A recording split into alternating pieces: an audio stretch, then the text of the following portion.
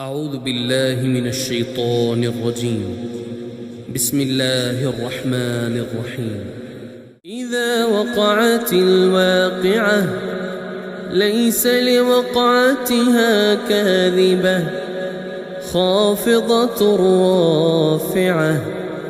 إذا رجت الأرض رجا وبست الجبال بسا فكانت هباء منبثا وكنتم أزواجا ثلاثة فأصحاب الميمنة ما أصحاب الميمنة وأصحاب المشأمة ما أصحاب المشأمة والسابقون السابقون أولئك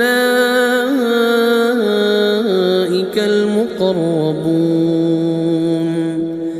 في جنات النعيم ثلة من الأولين وقليل من الآخرين على سرر موضونة متكئين عليها متقابلين يطوف عليهم ولدان مخلدون بأكواب وأباريق وكأس من معين لا يصدعون عنها ولا ينزفون وفاكهة مما يتخيرون ولحم طير مما يشتهون وحور عين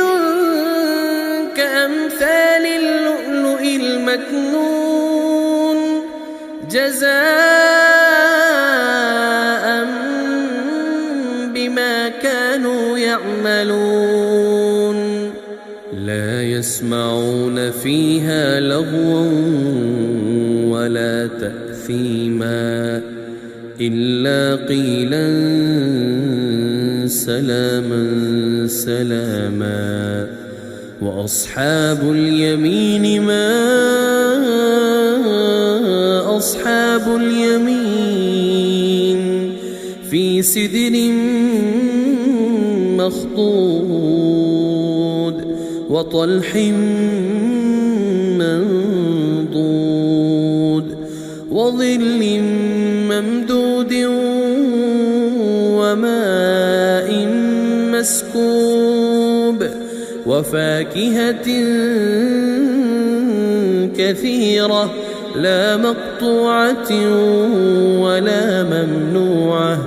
وفرش مرفوعة إنا أنشأناهن إنشاء فجعلناهن أبكارا عربا أترابا لأصحاب اليمين ثلة من الأولين وثلة من الآخرين وأصحاب الشمال ما أصحاب الشمال في سموم وحميم وظل من يحموم لا بارد ولا كريم إنهم كانوا قبل ذلك مترفين وكانوا يصرون على الحنث العظيم وكانوا يقولون أئذا متنا وكنا ترابا عظاما أئنا لمبعوثون أو آباؤنا الأولون قل إن الأولين والآخرين لمجموعون إلى ميقات يوم معلوم ثم إنكم أيها الضالون المكذبون لآكلون من شجر من زقوم فمالئون منها البطون فشاربون عليه من الحميم فشاربون شرب الهيم هذا نزلهم يوم الدين نحن خلقناكم فلولا تصدقون أفرأيتم ما تمنون أأنتم تخلقونه أم نحن الخالقون نحن قدرنا بينكم الموت وما نحن بمسبوقين على أن نبدل أمثالكم وننشئكم فيما لا تعلمون ولقد علمتم النشأة الأولى فلولا تذكرون أفرأيتم ما تحرثون أأنتم تزرعونه أم نحن الزارعون لو نشاء لجعلناه حطاما فظلتم تفكهون إنا لمغرمون بل نحن محرومون أفرأيتم الماء الذي تشربون أأنتم أنزلتموه من المزن أم نحن المنزلون لو نشاء جعلناه أجاجا فلولا تشكرون أفرأيتم النار التي تورون أأنتم أنشأتم شجرتها أم نحن المنشئون نحن جعلناها تذكرة ومتاعا للمقوين فسبح باسم ربك العظيم فلا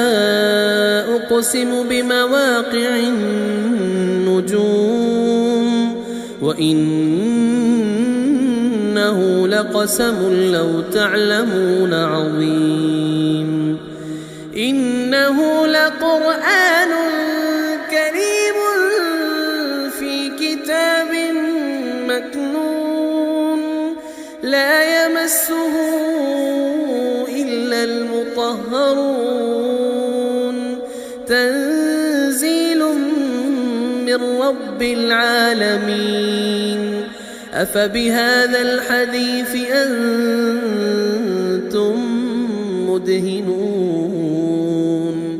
وتجعلون رزقكم أنكم تكذبون فلولا إذا بلغت الحلقوم وأنتم حينئذ تنظرون ونحن أقرب إليه منكم ولكن لا تبصرون فلولا إن كنتم غير مدينين ترجعونها إن كنتم صادقين فأما إن كان من المقربين فروح وريحان وجنة نعيم. وأما إن كان من أصحاب اليمين فسلام لك من أصحاب اليمين. وأما إن كان من المكذبين الضالين